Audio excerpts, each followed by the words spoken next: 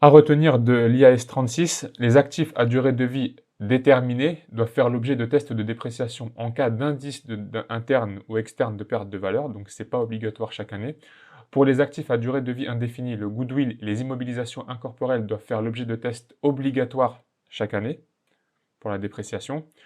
Pour les immobilisations corporelles et incorporelles, la dépréciation va être calculée en fait, par la valeur nette comptable que l'on compare à la valeur recouvrable. Si la valeur nette comptable est supérieure à la valeur recouvrable, que ce soit au modèle du coût ou au modèle de la réévaluation, on va avoir une dépréciation à comptabiliser. Sur le modèle du coût, la dépréciation est comptabilisée directement en charge au compte de résultat.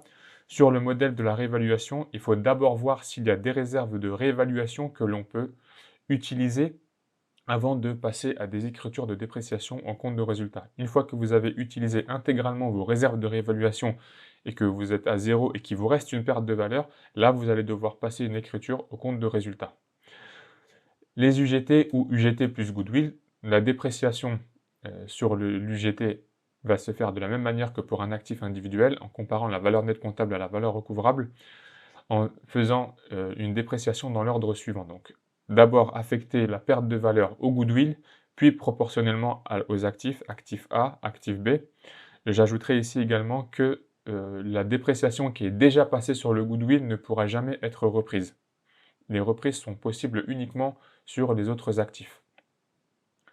Donc les cas de reprise, si la valeur nette comptable est inférieure à la valeur recouvrable et que l'actif est déjà déprécié, dans ce cas-là, vous pouvez faire passer une reprise.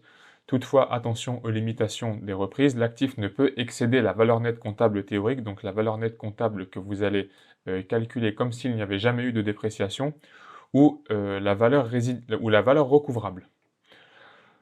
La reprise est dans le cas des UGT, la reprise est impossible sur le goodwill, et si vous pouvez reprendre, vous reprenez uniquement sur les autres actifs qui sont une composante de l'UGT.